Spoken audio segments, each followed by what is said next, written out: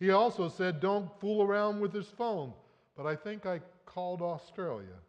My dad said, please don't pick me up anymore. It was a terrible, horrible, no good, very bad day. There were lima beans for dinner. I hate lima beans. There was kissing on TV. I hate kissing. My bath was too hot. I got soap in my eyes. My marble went down the drain, and I had to wear my railroad train pajamas. I hate my railroad train pajamas. When I went to bed, Nick took back the pillow he said I could keep, and the Mickey Mouse nightlight burned out, and I bit my tongue. The cat wants to sleep with Anthony, not with me. It has been a terrible, horrible, no good, very bad day. My mom says some days are like that, even in Australia. Have you ever had a very bad day? It was at this point where I paused in the first service, and a child on the back row, in a voice that everyone could hear, said, "Yes, when I have to go to church." So I thought you might enjoy that.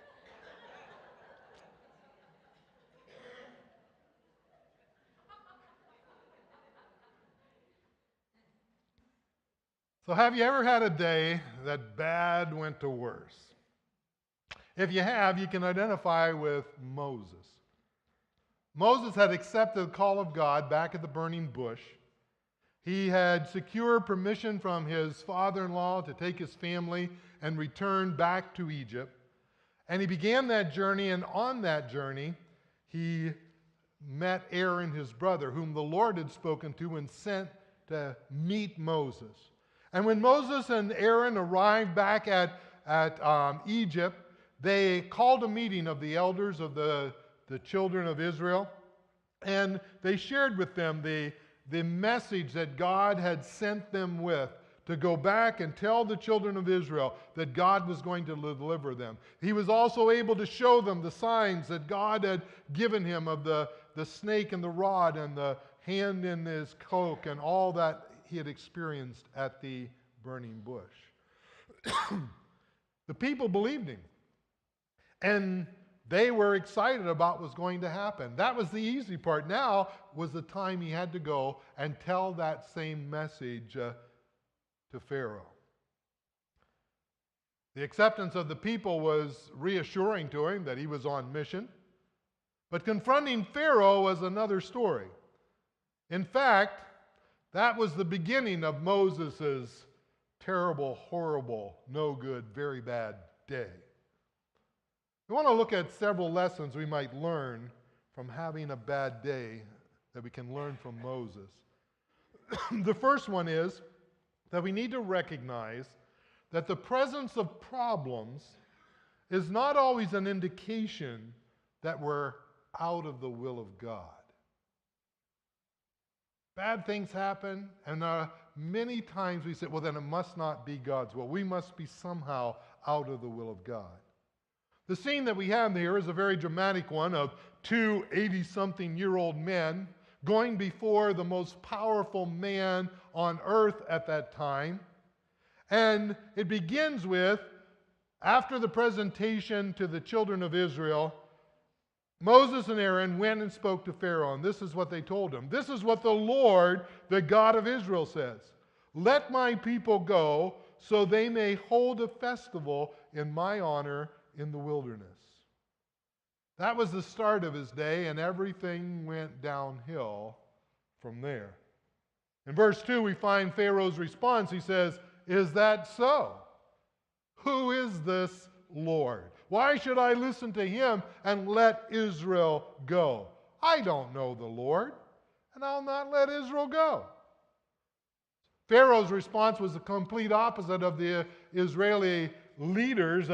He was full of negativity and cynical arrogance. Who is the Lord? Why should I listen to him? I don't know your Lord. Now, it wasn't that Pharaoh had never heard that the Israelites had a God. He probably knew who he was, what he was, how they worshiped. It was that he refused to recognize the authority of the request that was given in the name of this God. The point is that Pharaoh said, "Why should I listen?" In other words, why should I obey your God? He understood that these men were not presenting him with a request, they were presenting him with a mandate from their God. F.B. Myers speaks of this mindset of the pharaohs. He said this: to appreciate the audacity of the demand, we must remember the unbridled power and authority claimed by the Egyptian monarchs. For him, Egypt existed. For him, all other men lived, suffered, and died. For him, even the mighty Nile flowed.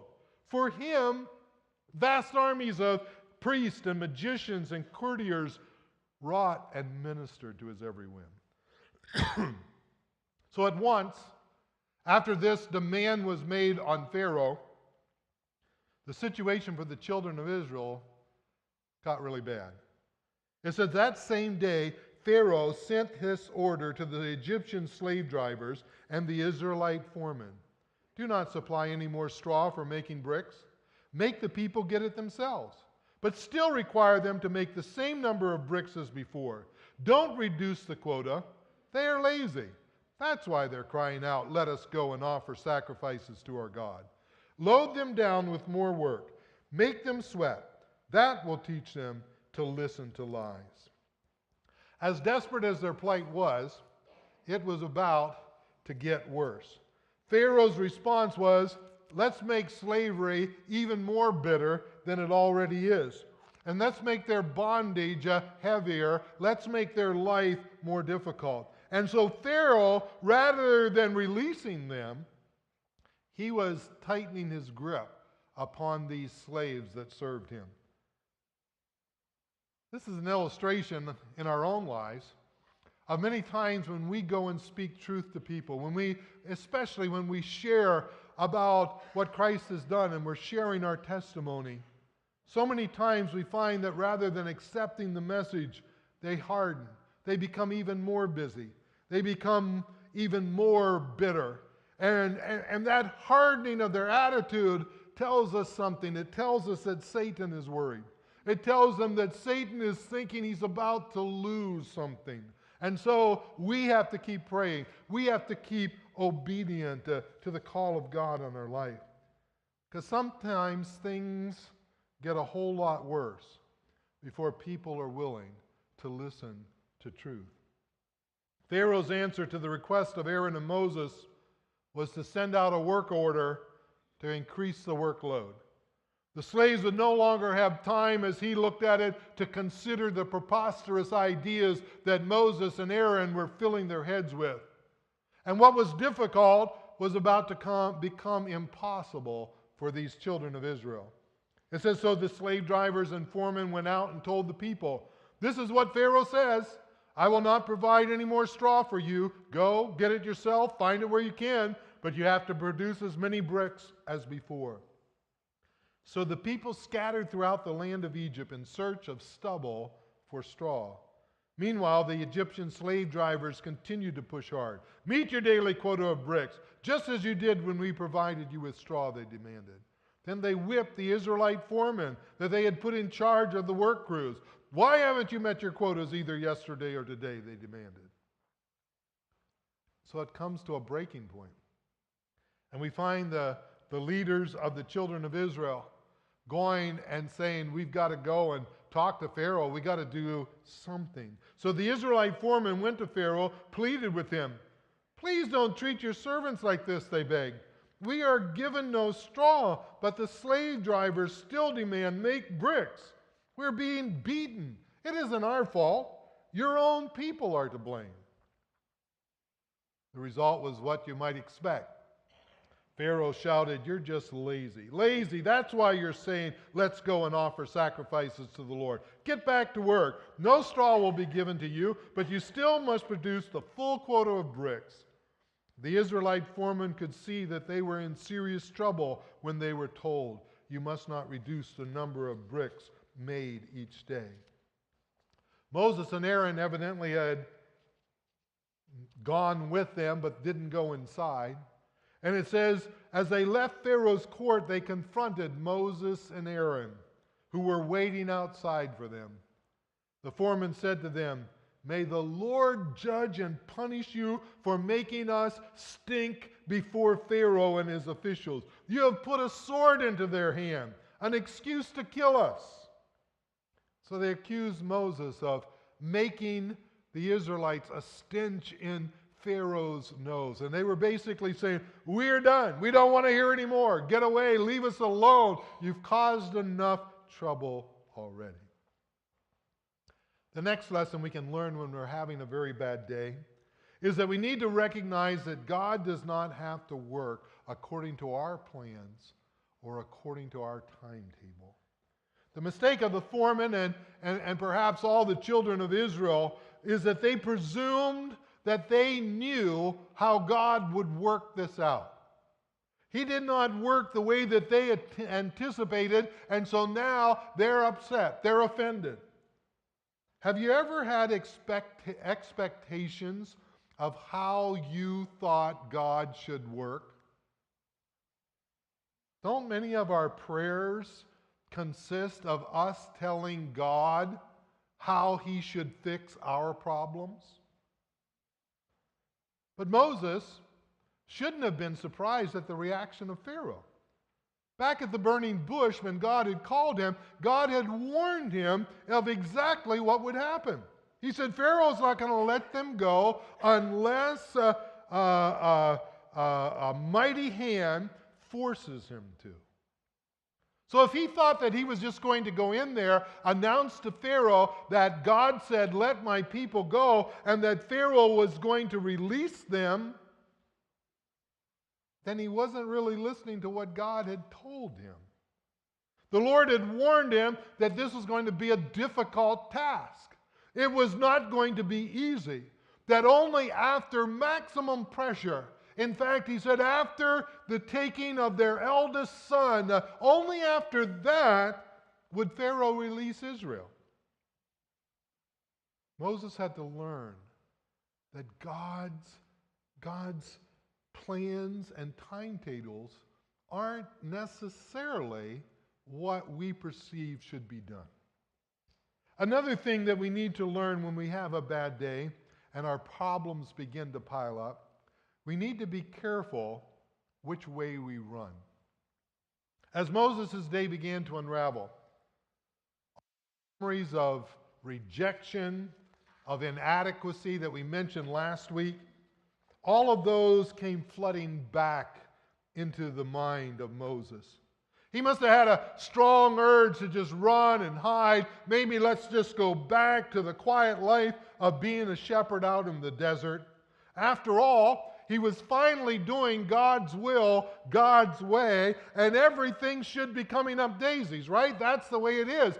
Do what God wants you to do and everything goes right. Well, that wasn't the way it was. Everything was going wrong for him. Moses had not only slammed the door, but he was tightening the screws of oppression on those Hebrew slaves that were his brother. And you can only imagine how those brothers felt about what Moses had brought their way. And so Moses complains to God. And his complaint to God comes in the form of two familiar questions. Questions that probably all of us have asked of God at some point. The first one he pours out there is the why question. It says, "Then Moses went back to the Lord and protested," argued. "Why have you brought all this trouble on your own people, Lord? Why did you send me? Ever since I came to Pharaoh as your spokesman, he has been even more brutal to your people, and you have done nothing to rescue them." First words out of his mouth. Okay, goes back to God. Why? Why are you doing this? Why have you let this happen? Have you ever used that word with God? Have you ever called out to God, "Why, God? Why?" When my expectations didn't live up to reality? Even though Moses had heard God's promise back at the burning bush, he didn't understand that God would allow Pharaoh to take an offensive, and why would he allow the suffering to increase? So God responds to Moses with a promise that he would take action. He said, "Now you will see what I will do to Pharaoh. When he feels the force of my strong hand, he will let the people go. In fact, he will force them to leave this land." And over the next several verses, God reassures Moses of who he is. That he had not forgotten the covenant that he had made with Abraham, Isaac, and Jacob. That he would indeed deliver the people of Israel back to the land that he had promised to their fathers. And so Moses, in good faith, said, "Okay, well, I'll go tell the children of Israel." And so he goes back and he tells the children of Israel what the Lord had said, but they refused to listen anymore.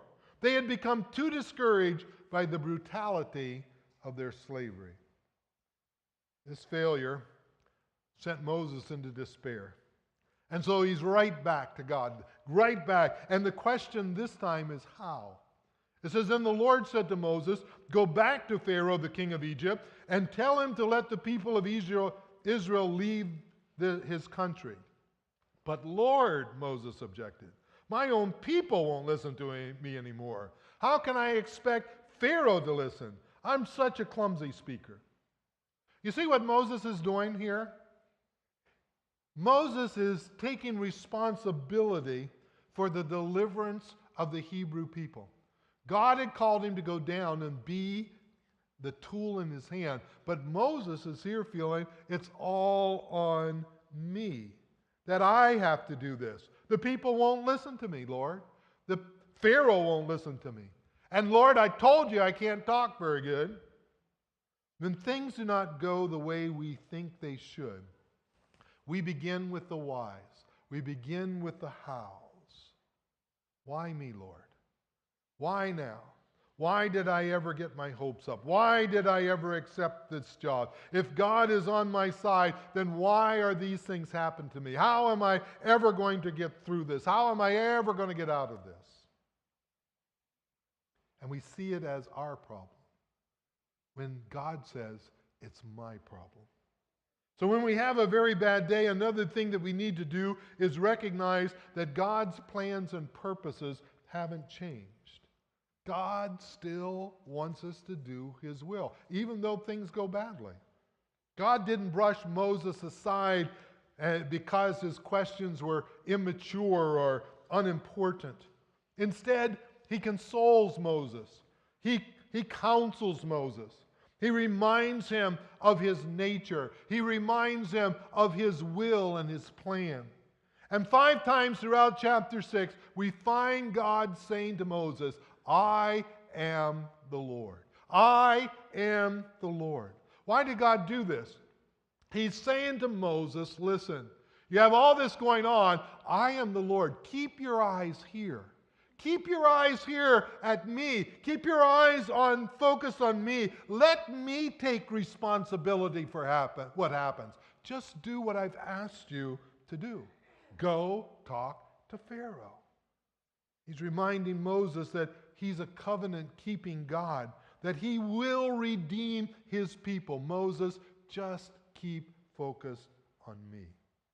The same is true today. We have those terrible, horrible, no good, very bad days. And God in those days says to us, keep focused on me. Keep your eyes on me. We need to remember who he is. We need to remember his sovereignty, his goodness, his power, his justice, his compassion, his love, and the fact that he has promised to walk through those days with us, especially when it's a horrible, very bad day. Because of who God is, we can be confident that he is in control of the circumstance, that he will intervene. In fact, he goes on and God answers Moses and describes to him how he will intervene. He says, therefore say to the people of Israel, I am the Lord.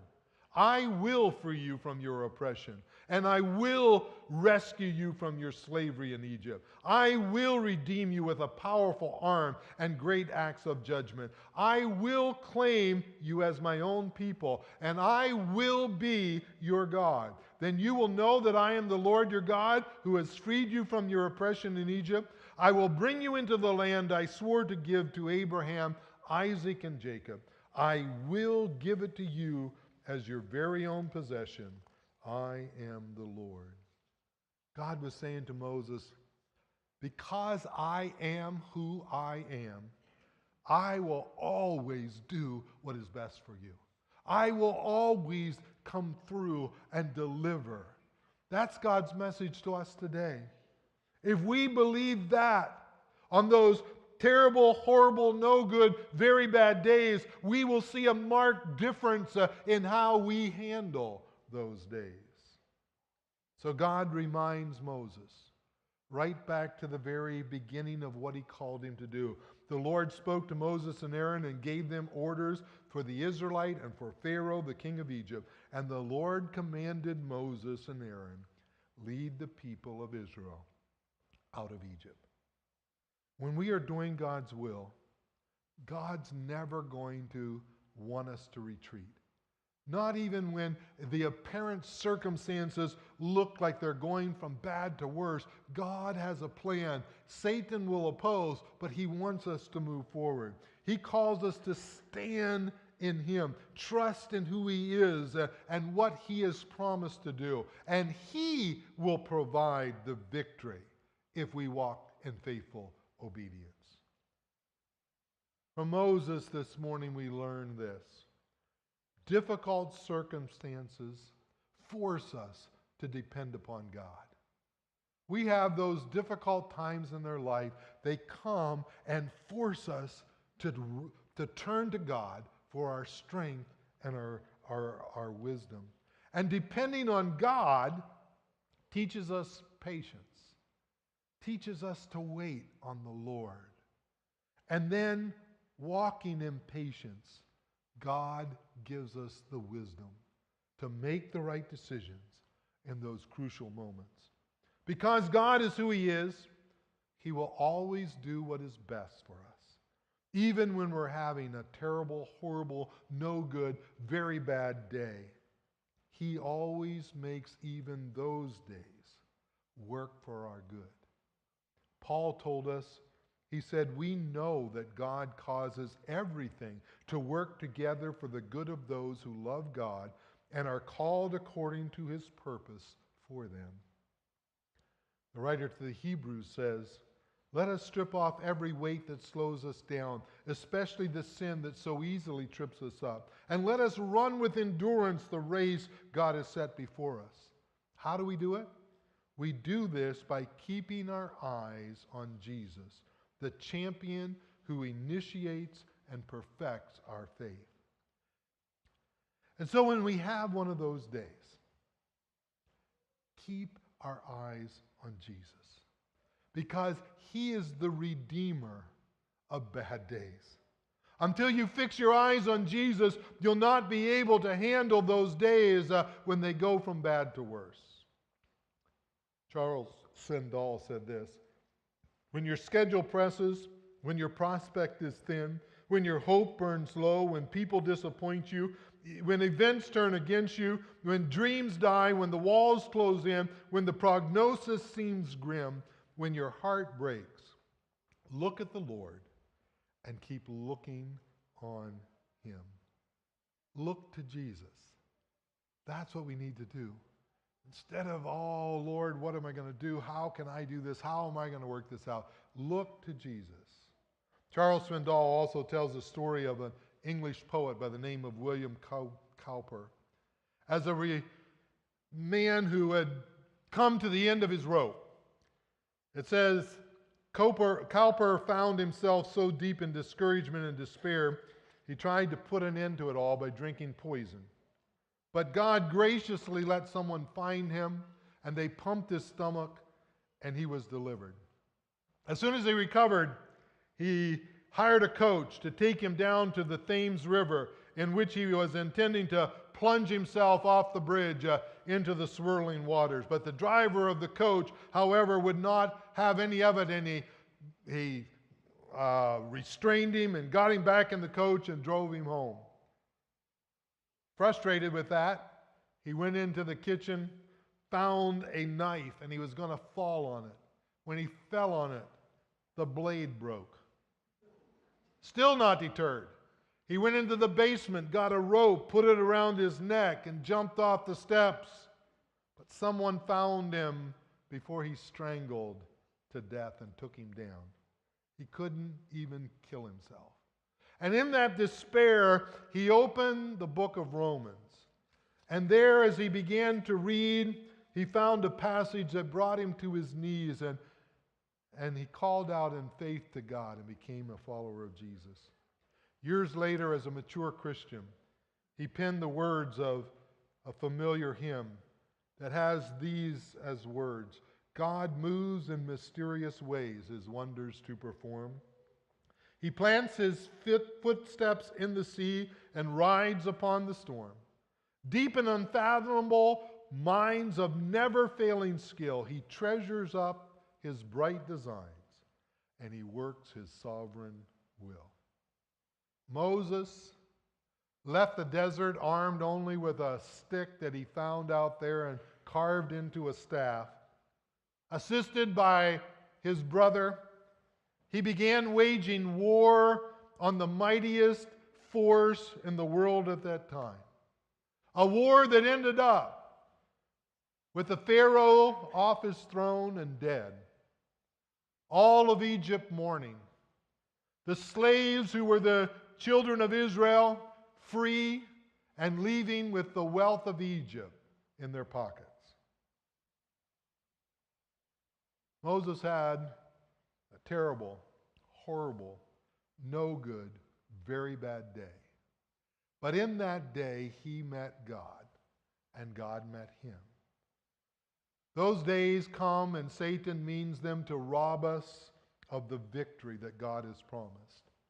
And God says, don't get your eyes off of me. Keep your eyes on me. Be obedient, and I will give the victory.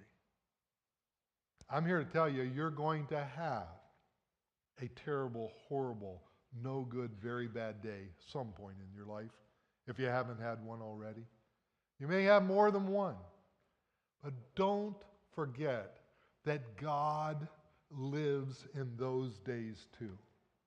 And he is there if we'll keep our eyes on him, be obedient to his word, be obedient to what he tells us. We will come out the other side with a greater appreciation for who God is, and we will stand in wonder at what he accomplishes through our obedience.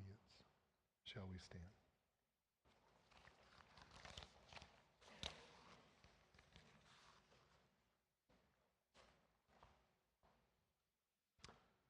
Father God, some of us here this morning may be facing one of those days. Maybe this week has caused them to cry out to you. Why? How am I going to do it, Lord? What are you doing? Have you forsaken me?